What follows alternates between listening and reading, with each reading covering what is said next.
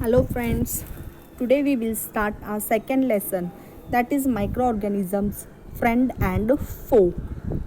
There are some microorganisms which are beneficial, therefore we have called them as friend, while some microorganisms causes diseases or affect the living things, therefore we have called them as foe. Meaning of foe is enemy. Microorganisms are the living things that can only be seen with the help of using microscope or by magnification. We cannot see microorganism with naked eye. Microorganisms are living organisms. Some of them are unicellular, while some of the microorganisms are multicellular organisms. Microorganisms are classified into four major groups. These groups are bacteria, fungi, protozoa, and algae. Some of these common organisms are shown in this chart. Viruses are also microscopic, but they are different from microorganisms as they reproduce only inside the cell of the host organism. Viruses cause common ailments like cold, flu, and most cough are caused by viruses. They can also cause serious diseases like polio and chicken pox. Some of the diseases like dysentery, malaria, typhoid, tuberculosis, these diseases are caused by bacteria. We have learned some of the organisms in previous lessons. Now, where do these microorganisms live? Microorganisms may be single-celled like bacteria, algae, protozoa, or multicellular such as many algae and fungi. Means microorganisms live in all types of environment. They live from ice cold climate to hot springs and deserts to marshy lands. Means everywhere we can find microorganisms. They are also found inside the bodies of animals including humans. Some of the microorganisms grow on other organisms while others exist freely. Microorganisms like amoeba can live alone, means it exists alone. But some of the microorganisms are found in groups, that is, they live in colonies like fungi and bacteria. Now, microorganisms play an important role in our lives. Some of them are very beneficial microorganisms, while some of them are harmful. Now, we are going to study about the friendly microorganisms. Friendly microorganisms means what? These are the microorganisms which are used for various purposes. Some of the examples are shown. Means microorganisms are used in cleaning up the environment or for the soil fertility in agriculture by fixing nitrogen. Some of the examples are given here. Microorganism like lactobacillus reproduces in milk, helps to convert milk into curd. Means while making curd from milk, microorganism lactobacillus is introduced. Making bread. In this process, a fungus called yeast reproduces in flour dough. It makes the dough very soft, and this soft dough is used in making bread, cakes, biscuits, pastries, etc. Microorganisms called, or the fungus called yeast, reproduces in sugar solution, converts into alcohol. This process is called as the fermentation process. While we go to the doctor give us antibiotic when we fall ill. These antibiotics are nothing but these antibiotics consist of bacteria and fungi, which kills or stops the growth of disease causing microorganisms and produce antibodies in our bodies. Examples: streptomycin, erythromycin, etc. We give small children vaccines. Vaccines are nothing but weakened or dead microbes that introduced into the body to produce antibodies. These antibodies help the child to fight against diseases: polio, cholera, typhoid, smallpox, hepatitis, etc. for lifelong period. Thus, vaccines also uses the antibodies. Microbes play a vital role in the fertility of soil. Some bacteria are able to fix nitrogen from air to enrich soil with nitrogen and enrich its fertility. These microbes are really very beneficial as they increase soil's fertility. Soil fertility is determined by the factors or by biological factors, mainly by microorganisms. The motion of soil is inseparable from the motion of the development of living organisms in it. Therefore, soil, we can say that soil is created by microorganism. But as the microorganisms are beneficial, there are also some microorganisms which cause diseases in plants and animals. Such disease causing microorganisms are called as pathogens.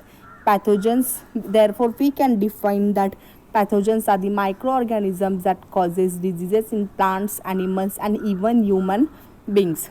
Some microorganisms grow in food substances and produce toxic substances and makes the food poisonous. Food poisoning causes illness and even death. Some microorganisms spoil materials like clothing, leather, wood, etc. They even spread the diseases. Diseases mostly spread through air, water, food, or physical contact. The diseases which spread through these mediums are called as communicable disease. Now, recently you have the best example of corona, that is COVID-19. COVID-19 is caused by a coronavirus. When a person suffering from common cold sneezes, fine droplets of moisture carrying thousands of viruses are spread in the air. The virus may enter the body of a healthy person while breathing and cause infection. Therefore, there are some insects and animals which acts as carrier of disease causing microbes. Therefore, it is said that stay home, stay safe. This is nothing but it is just to save ourselves from such viruses. There are many microorganisms causes diseases in humans. There are some insects and animals which acts as carriers of disease causing microbes. Housefly is also one of the such carrier. When fly sits on uncovered food or garbage, they may transfer the pathogens. Whoever eats the contaminated food is likely to get sick. Therefore, avoid consuming uncovered items of food. Another example of a carrier is a female Anopheles mosquito. Female Anopheles mosquito carries the parasite of malaria. Female Aedes mosquito acts as carrier of dengue virus. Here is a chart given to you. See, there are some of the human diseases, how they are caused, means which microorganisms cause the disease, their mode of transmission and preventive measures. Tuberculosis is caused by bacteria through the mode of air. Measles is caused by virus through the mode of air. Chickenpox is spread by virus through air or direct contact, and polio is also caused by virus through the mode of air and water. Preventive measures for these diseases is to keep the patient in complete isolation and to keep the personal belongings of the patient away from those of the others. The best preventive measure over this is to vaccinate the person. Now, cholera is spread by bacteria through the mode of food and water. Typhoid is transmitted by bacteria through the mode of water. For this, the preventive measure is to maintain personal hygiene and good sanitary habits, to consume properly cooked food and drink boiled water. These diseases can be prevented by the vaccination also. Hepatitis B is spread through virus in water. Therefore, it is suggested to always drink boiled water. Hepatitis B can be prevented by the vaccination. Malaria is spread through protozoa and mosquito acts as a carrier. Here we can use mosquito net and repellent as a preventive measure. We can spray insecticides and control the breeding of mosquitoes by not allowing water to collect in the surroundings. Now, there are some diseases which are spread by the microorganisms in animals as well as in plants. Several microorganisms not only cause diseases in humans and plants but also in other animals. For example, anthrax is a dangerous human and cattle disease caused by bacteria. Food and mouth disease is caused in animals through air and water contact with the infected animal. Pindot is a disease which can be prevent them from injury and dirty water in plants. Also, there are some diseases that are caused by the microorganism. Example, citrus canker. The mode of for the spread of this disease is air. Yellow wing mosaic is spread by the insects. Rust of weeds, etc., spread through air and seeds. Food poisoning.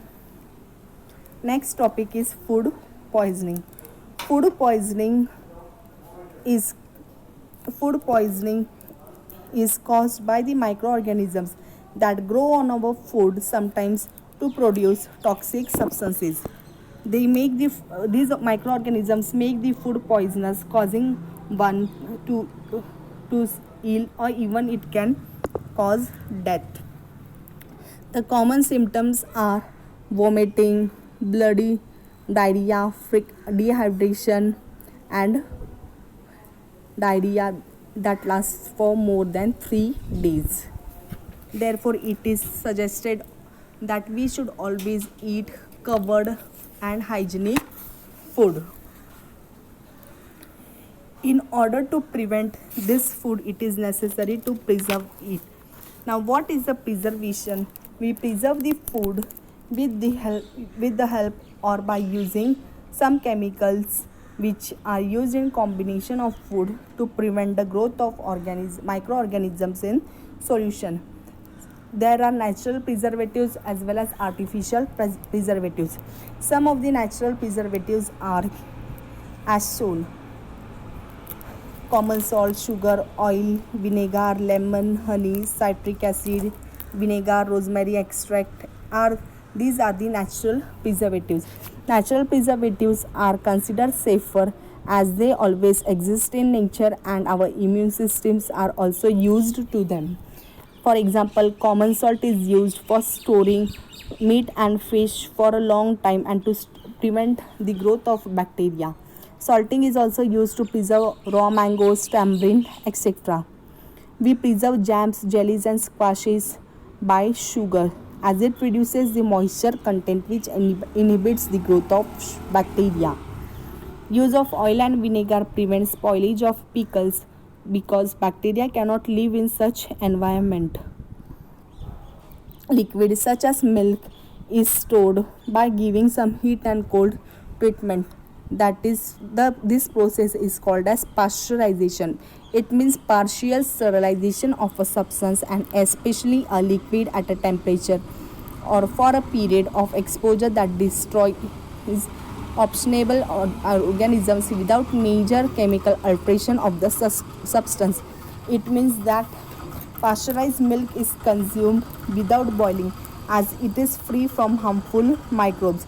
Firstly, the milk is heated to certain temperature for certain time and then it is cooled suddenly and stored. By doing this, it prevents the growth of microbes, and this process was discovered by Louis Pasteur. Therefore, it is named as the pasteurization process. These days,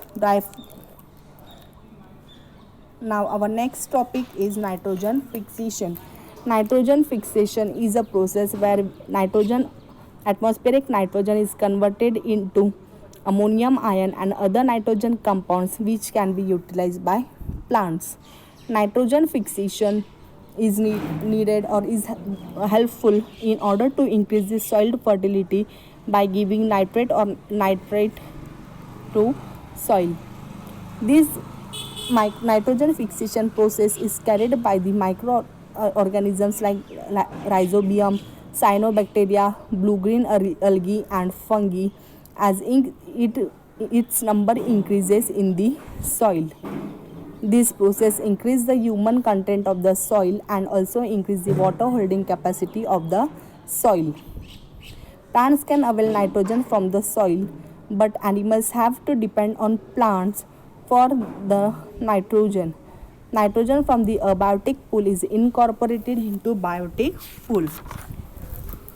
See, here nitrogen cycle is shown. Our atmosphere has nearly about 78% of nitrogen gas.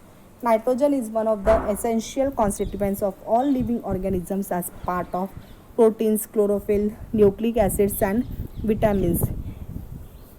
The atmospheric nitrogen cannot be taken directly by plants and animals. Therefore, we need certain bacteria like blue-green algae, which is present in the soil. It fixes the nitrogen from the atmosphere and convert it into NO2, NO3, that is into the compounds of nitrogen. Once nitrogen is converted into these usable compounds, it can be utilized by the plants from the soil through their root system. Nitrogen is then used for the synthesis of plant proteins and other compounds. When plants and animals die, bacteria and fungi present in the soil convert the nitrogenous waste into nitrogenous compounds to be used by plants again. Certain other bacteria convert some part of them to nitrogen gas, which goes back into the atmosphere. As a result, the percentage of nitrogen in the atmosphere remains more or less constant. The total cycle is described by this figure. Here, first nitrogen in this process, firstly, the atmospheric nitrogen is taken by the plants from the atmosphere. Means certain bacteria like blue-green algae fix the nitrogen from the atmosphere and convert it into its compounds. These compounds are then utilized by plants from the soil through their roots. Then nitrogen is then again synthesized for the synthesis of plants, proteins, and other compounds. Animals feeds on such plants and get proteins and other nitrogen compounds. And when these plants and animals die, bacteria and fungi present in the soil convert the nitrogenous waste into again nitrogenous compound that can again be used by the plants. So now what we have learnt in this chapter today, that microorganisms are very small, which are unable to see by the naked eye. We need microscope or magnification to see such organisms. These organisms exist in all kinds of environment, from ice cold climate to hot springs and deserts to marshy lands. They are found in air, water, bodies of plants and animals. Microorganisms are unicellular as well as they are multicellular. Microorganisms include bacteria, fungi, protozoa and algae, viruses, etc. Some organisms are useful while some organisms are harmful. Some microorganisms decompose organic waste and dead plants and animals into simple substances to clean up the environment. Some of the microorganisms grow on our food, causing food poisoning. Some microorganisms reside in the roots of the leguminous plants in order to fix the nitrogen from the atmosphere and support the nitrogen fixation process. Some bacteria present in the soil fix nitrogen from the atmosphere and convert into nitrogenous compound, and certain bacteria converts compounds of nitrogen present in the soil into nitrogen gas, which is released to the atmosphere. Here we have ended with our second chapter. Now in next lecture we will discuss about question and answers. Thank you. Have a nice day.